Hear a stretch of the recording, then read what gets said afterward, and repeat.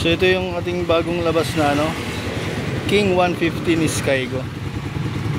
Yan, kaya ito yung pinili ko ngayon kasi may plano tayong magpa sidecar. Tapos maganda siya, kompleto rekado na yung ano niya, yung panel. Magandaan niya, naka LED light na yung ano, ilaw niya. LED na yan, kulay puti. So yan, galing yan dito sa casa sa Tongko branch. Thank you sir, thank you. Dito sa Tongko branch. Saka yung pinili kong kulay, kulay itim na may touch ng kulay green. So iuwi ko na siya ngayon dahil 4:30 na. So ang odo niya ay 00. Bali magpapagas na lang muna ako dito.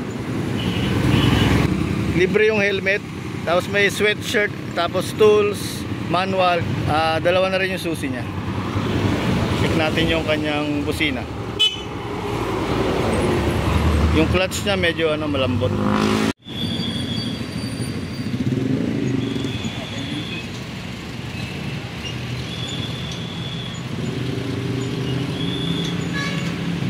Nakaka 10 liters na. Hindi pa puno ah. Lapit-lapit na. 600. Sige, sakto mo na 600 bro. Medyo ano naman eh. Display naman tayo kanina. So full tank na siya. 600 pesos. 10.5 liters. Kasi po. Yan. So 1 kilometer away mula doon sa Skygo. Ganda ng tindig nyo. So uwi na tayo. Thank you boss. So naiuwi ko na si Skygo King 150.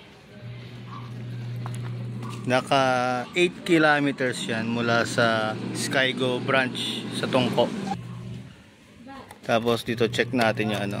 Yan. Pag inon natin yung ilaw niya. Yun o. Malakas pala yung puti niya. So makikita natin yan mamayang gabi kung gaano kalakas yung kanyang headlight. Medyo maliwanag pa kasi ngayon eh. Pero pag titignan sa kamay no? Tapos yung likod naka LED na rin siya. Susubukan natin apakan.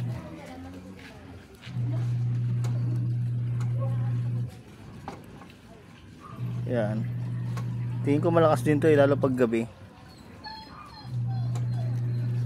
Kaya malalaman natin yan mamayang mga 9 PM or 10 PM. Tetest natin yung lakas ng ilaw niya.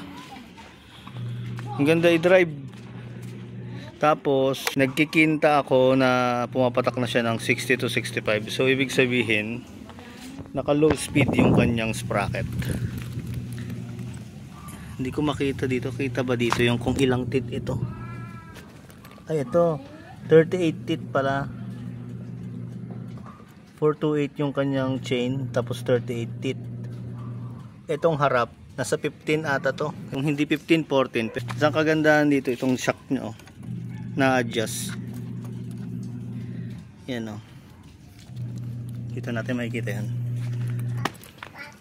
So ito. So nasa pinaka malambot siya.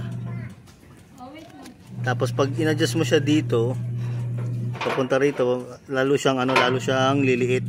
So titigas. So sa ngayon, ganyan lang muna. Hintayin pa natin yung ORCR. Tapos ilo-long ride natin. Siyempre ito ng Isabela.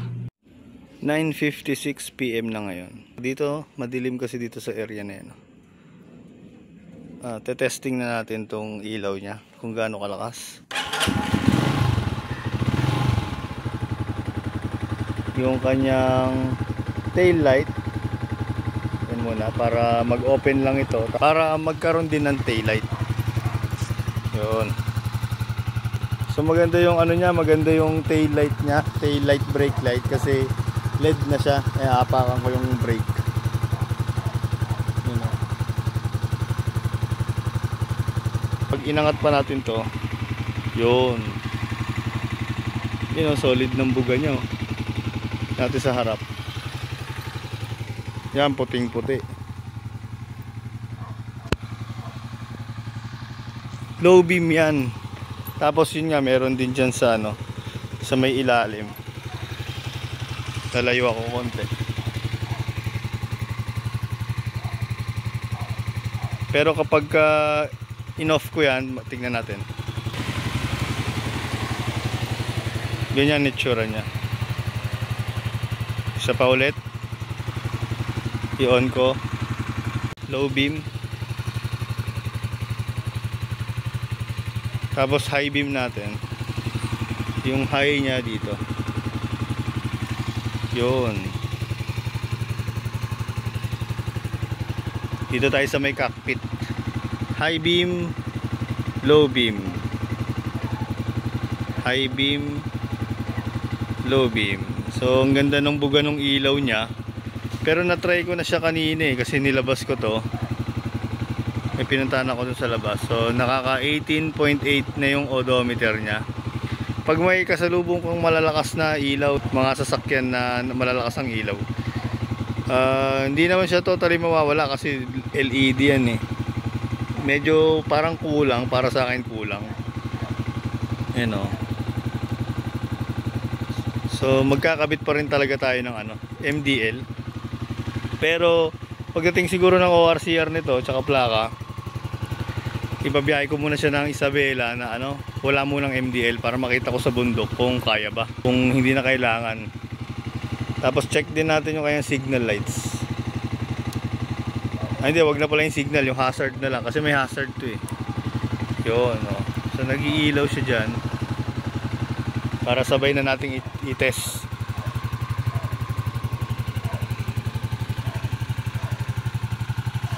Tsaka ang ganda, pinong-pino yung makina niya, ang ganda ng tunog. So yan yung hazard niya. Kahit naka high beam yung ilaw, iha-high beam ko. Yan. Kita pa rin yung signal lights. Lalo pag naka low beam, kitang kita.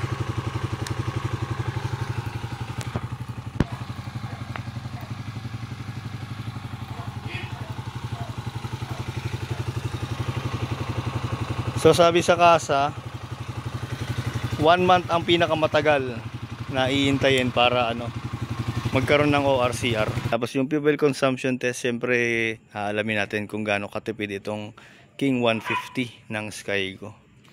Tapos ikukumpara ko yung mga niya, yung mga pyesa niya. Halimbawa yung shock, yung chassis dito sa TMX 125 na nakakabit sa ating tricycle. Kasi una-una nakita ko kanina, medyo manipis itong niya, shock niya sa harap kumpara sa Skygo. Itong TMX manipis. Itong si King 150 ni Skygo, tingnan nyo, medyo makapal siya. Ay, naka rubber boots pala, pero bukas alisin ko to. Yun agad yung napansin ko kanina So ikukumpara natin pati sa upuan, lahat sa side mirror. Check natin bukas pag maliwanag na. Yan, maliwanag na. Makukumpara natin yung yung mga parts nitong Skygo King 150 kay TMX 125 Alpha. So ito yung sinasabi ko nung gabi. Yan Yan. Yung telescopic nito ni King 150. Mas mataba ito kaysa dito kay TMX. Siguro lang, half inch o kulang half inch yung yung diferensya. Basta mas malaki ito kay King kaysa kay TMX. Mas manipis to Ay, sa gulong hindi pala magkaparehas to. 17 pala to kay King, tapos kay TMX ay 18.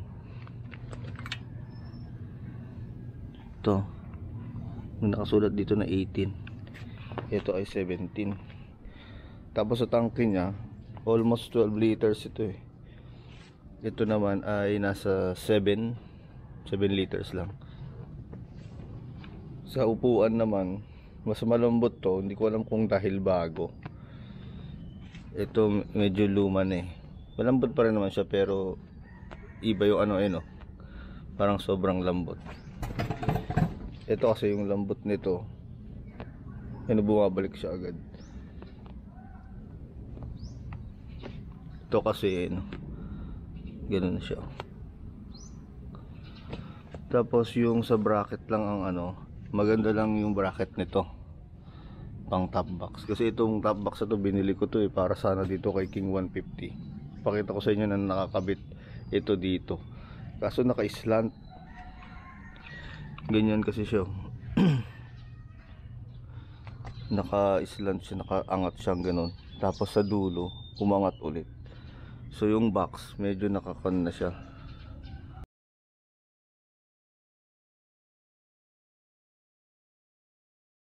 150cc ito 125.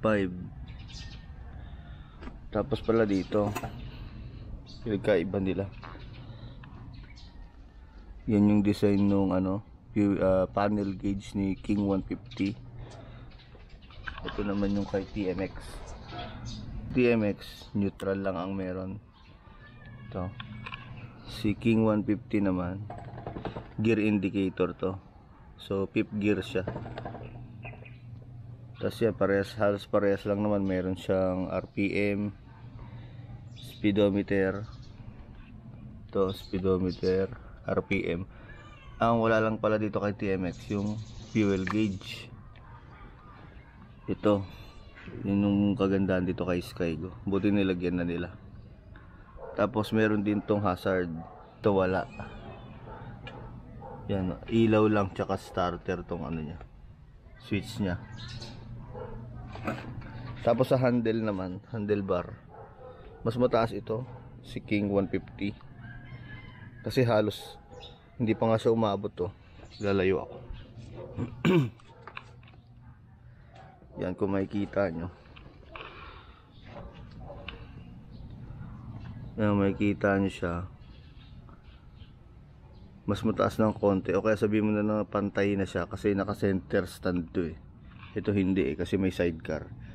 So mas mataas siya ng konti dahil naka center stand, pero sabihin mo na napantay yung handlebar nila. Pero kasi ito naka stock siya. Dito naman si TMX, nag ano na ako dito, nag extension na ako. Ano to eh, 2 inches ata ito. So kung ito nandito pa rin sa stock niya, mas mababa talaga. Yan. Ito ba pagkakaiba nito?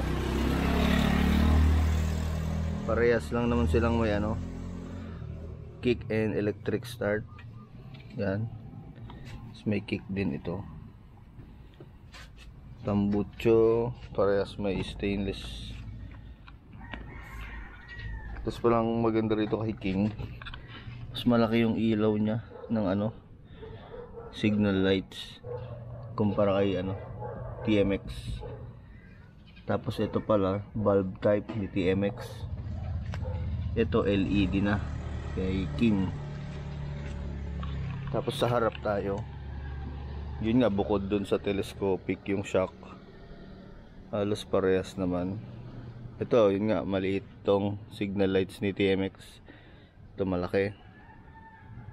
Tapos ito pala, naka LED na.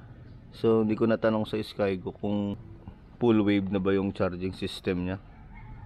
Kasi o nga pala, ito pala, may charger ito ng cellphone. Ito, sa gilid ng susian. So, tatanggalin mo lang yan. Yan, tapos dito mo isasalpak yung USB mo.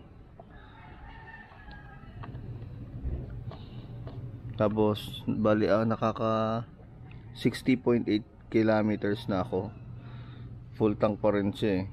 Makikita naman natin yan yung fuel consumption niya dahil nagamit ko siya dito kanina. Maaga. Medyo malayo yung pinuntahan ko. Pag mga pan-tricycle kasi mga ganyan lang mga itsura niyan.